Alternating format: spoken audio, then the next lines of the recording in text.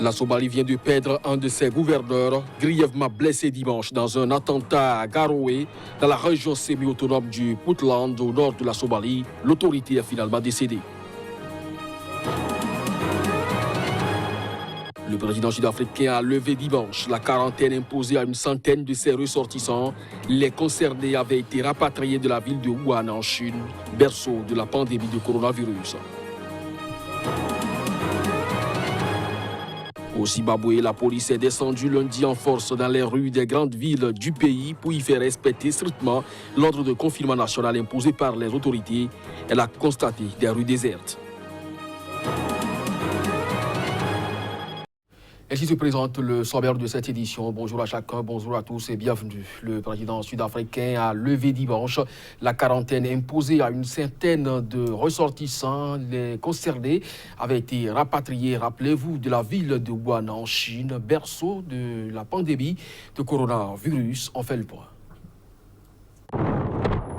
114 citoyens sud-africains expatriés, pour la plupart enseignants ou étudiants, avaient été ramenés le 14 mars dans leur pays par avion spécial et placés depuis à l'isolement dans une résidence hôtelière à Polokwane, dans le nord-est de l'Afrique du Sud. Le chef de l'État Cyril Ramaphosa a déclaré qu'ils étaient tous négatifs au Covid-19 après une visite dimanche. Conséquence, ils ont officiellement été libérés de leur quarantaine. Le président a dit sa gratitude au personnel civil et militaires qui ont participé à l'opération de rapatriement. Les 57 millions de Sud-Africains sont entrés vendredi dans une période de confinement total de 3 semaines destinée à freiner la propagation de l'épidémie. Pour certains, le temps de confinement est trop long. Selon un dernier bilan publié dimanche soir, le Covid-19 a infecté officiellement 1280 personnes, près d'une centaine de cas de plus que la veille. Le ministre de la Santé a également rapporté la mort d'un deuxième patient. Mais l'ordre de confinement peine à être strictement appliqué dans les townships du pays. La police sud-africaine patrouille dans les rues de Soweto pour faire respecter le confinement. Veiller à ce que les entreprises informelles et les petits commerces restent fermés s'avère problématique dans les zones les plus pauvres du pays. Au Zimbabwe à côté, la police est descendue lundi en force dans les rues des grandes villes du pays pour y faire régner et faire respecter d'ailleurs strictement l'ordre de confinement national imposé par les autorités. La police patrouille également dans les rues de la capitale Harare. En effet, le pays entre dans une procédure de confinement total de 21 jours pour prévenir et freiner également l'avancée du nouveau coronavirus. Depuis lundi, le Zimbabwe et la quasi-totalité de ses 16 millions d'habitants ont reçu l'ordre du chef de l'État de rester chez eux. À travers cette mesure, le président Emmerson Mnangagwa espère ralentir, à défaut de circonscrire, l'épidémie qui les menace. Même si le nombre de contaminés reste faible, il reste possible que le virus se propage largement dans la population et ça nous inquiète, a-t-il résumé vendredi. À ce jour, 7 personnes ont été officiellement infectées par le Covid-19 au Zimbabwe. Mais la mort de l'une d'elles, un journaliste de 30 ans décédé faute de soins selon sa famille, est venue rappeler à tous la gravité du péril. Si le virus se propage dans le pays, déchiré par 2 décennies d'une crise économique et financière entre autres, le bilan sera catastrophique. La population manque de produits alimentaires de base, comme le maïs, et les prix ont augmenté parce que les gens ont dévalisé les magasins, d'après des témoins. Sans surprise, les habitants de la capitale se sont rués dimanche dans les magasins pour acheter tout ce qui restait dans les rayons.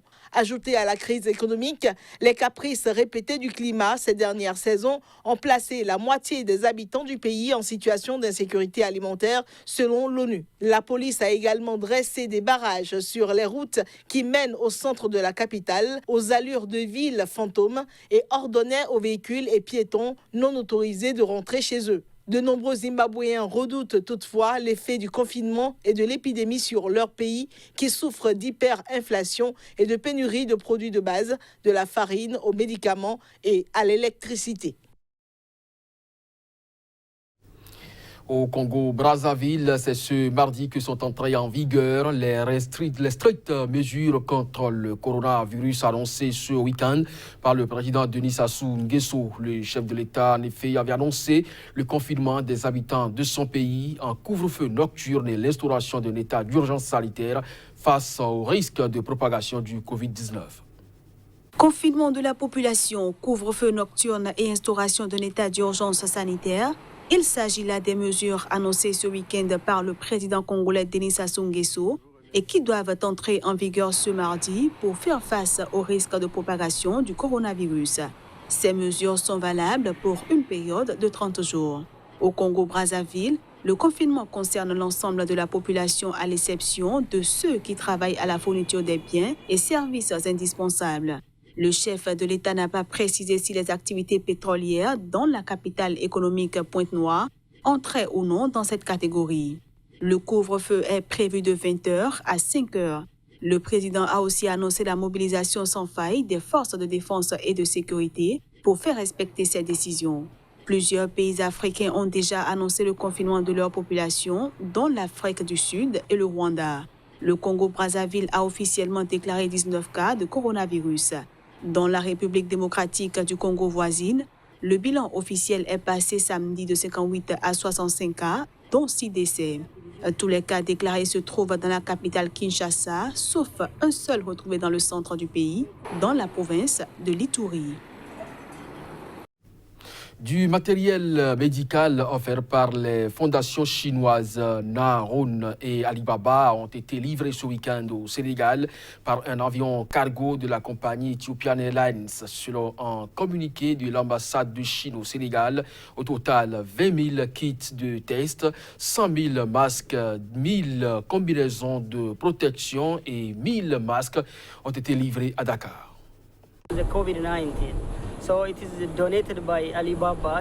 La cargaison est donnée par le groupe Alibaba de Jack Ma.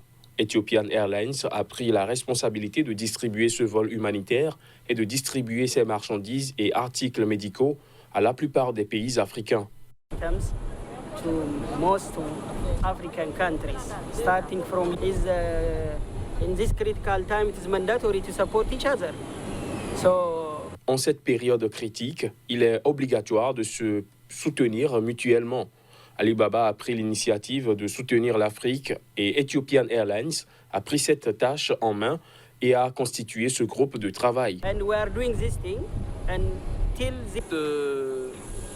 C'est un plaisir de recevoir ce don ici au niveau de l'aéroport pour montrer que l'aéroport, certes, elle est fermée, mais en fait, il y a toujours des activités. Donc, voilà la preuve qu'on a reçu des dons par un vol spécial cargo. On a aussi des vols de rapatriement qui sont organisés par d'autres ambassades de l'extérieur et les vols humanitaires. Voilà. Après le report des Jeux olympiques de Tokyo pour raison de la pandémie de coronavirus, tous les regards sont tournés vers le CIO pour la suite des événements. Les nouvelles dates devraient probablement être fixées dans la semaine. Le président du comité d'organisation japonais a porté l'information lundi. Thomas Bach, président du CIO, fera une annonce dans la semaine pour fixer le monde sportif et les fans sur l'avenir des Jeux olympiques de Tokyo. La possibilité d'une compétition au printemps ou à l'été 2021 est à étudier. Notre première tâche est de décider au plus vite de la date de début des Jeux. Les ajustements se feront sur la base de cet agenda. Nos avis convergent vers deux propositions. Celle d'une organisation des Jeux olympiques au printemps contre une autre en été. Chaque proposition a bien sûr ses avantages et inconvénients, mais nous allons les comparer et prendre une décision finale.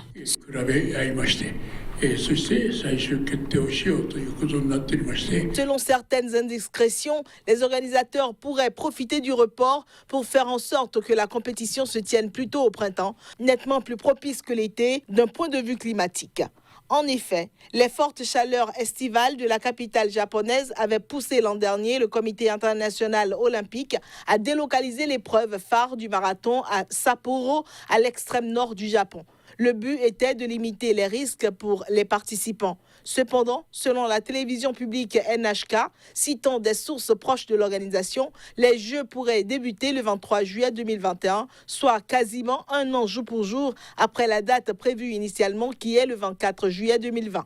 Le report des Jeux olympiques et paralympiques de Tokyo à cause de la pandémie en cours est sans précédent dans l'histoire des JO modernes en temps de paix. Ceci représente un défi logistique colossal pour les organisateurs. La Somalie, quant à elle, vient de perdre un de ses gouverneurs, grièvement blessé dimanche dans un attentat à Garowe, dans la région semi-autonome de Portland, au nord de la Somalie. L'autorité a finalement succombé. Abdisalan Hassan, gouverneur de Nungal, une des divisions administratives du Portland en Somalie, avait été hospitalisé en urgence à Garowe après un attentat mené par un kamikaze qui s'est fait exploser à proximité de sa voiture dimanche. Les médecins n'ont pu sauver la vie du gouverneur qui a succombé à ses blessures. De son côté, une source hospitalière s'exprimant sous couvert d'anonymat a déclaré que le gouverneur est décédé moins d'une heure après avoir été admis en unité de soins intensifs. Un ancien commandant de police également blessé dans l'explosion ainsi qu'un civil sont toujours hospitalisés. Selon un témoin, le kamikaze s'est élancé en courant vers le véhicule du gouverneur qui venait de se garer devant un poste de police avant de se faire exploser. L'attentat a été revendiqué par les militants islamistes radicaux Shebab. Ces derniers, affiliés à Al-Qaïda, ont juré la perte du gouvernement somalien soutenu par la communauté internationale et les 20 000 hommes de la force de l'Union africaine en Somalie. C'est sur cette information que se referme ce journal. Merci à vous de nous avoir suivis. Très bonne journée en compagnie des programmes de SICA. À très bientôt.